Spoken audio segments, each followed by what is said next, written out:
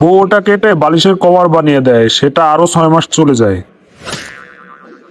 তারপর ওই বালিশের কভারটা আরো 6 মাস লেগে যায় ঘর মোছার কাজের জন্য।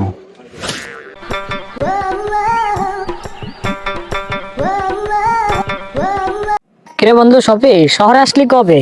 অনেকদিন তো তোর কোনো খোঁজ খবরই নেই। আসছি হইছে কিছুদিন, কিন্তু তোরে তো খোঁজ পাইতেছি না। আচ্ছা তাই নাকি? আরে ছিলাম একটু ঝামেলায়, এই জন্যই যোগাযোগ হয় নাই। তো চল এখানে বসে থেকে কি লাভ, রেস্টুরেন্টে গিয়ে বসি, অনেকদিন পর দেখা হলো। চল তাহলে। বন্ধু একটা কথা জিজ্ঞাসা করি, কিছু মনে করিস না? তুই আমার কাছের বন্ধু, তুই জিজ্ঞাসা করলে আবার মনে করবো কেন? তোর পরনের প্যান্টটা বহুত দিন ধরে তোর পরনে দেখতেছি। আসলে একটা প্যান্ট তুই কতদিন ধরে পরস বন্ধু? ও আচ্ছা, এই ব্যাপার। আরে বন্ধু, 1 বছর ধরে পরি আর কি। একটা প্যান্ট নতুন কিনলে তারপর 1 বছর ধরে পরি। 1 বছর পর নিশ্চয়ই ফেলে দেস তাই না? আরে না, 1 বছর পর বউ সেটাকে ছোট করে ছেলেকে বানিয়ে দেয়, তারপর ছেলে আবার 1 বছর ধরে পরে।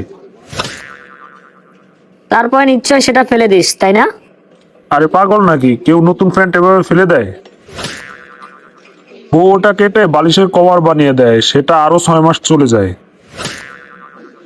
তারপর ওই বালিশের কভারটা আরো 6 মাস লেগে যায় ঘর মোছার কাজের জন্য।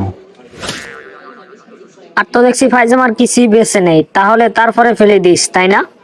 আরে বেটা দূর, ফেললেই হলো। ঘর মোছা খারাপ হলে সেটা বাকি 6 মাস লেগে যায় জুতা পরিষ্কার করার জন্য। তারপর সেটা হাতে বানানো কাপড়ের বল বানিয়ে আমার ছেলে কিছুদিন খেলে। তারপর যখন একদমই খারাপ হয়ে যায় তখন বউ সেটা আগুন ধরানোর কাজে লাগায়। তারপর সেই ছাই দিয়ে বউ বাসন মাজে। বন্ধু থাম থাম, আর তোর সেই ফ্যান্টের কাহিনী আমি শুনতে চাই না। এবার কিছু অর্ডার কর, তারপরে খেয়ে বাসায় যাই। আমাদের গল্পগুলো যদি আপনাদের কাছে ভালো লেগে থাকে তাহলে অবশ্যই কমেন্ট করে জানাবেন, এবং আমাদের পেজটাকে একটা ফলো দিয়ে দিবেন এবং ইউটিউব চ্যানেলটাকে একটা সাবস্ক্রাইব করে দিবেন। আপনাদের লাইক, ফলো এবং সাবস্ক্রাইবই আপনাদের জন্য নতুন নতুন ভিডিও দেওয়ার অনুপ্রেরণা পাই। সকলের জন্য ভালোবাসা, অবিরাম।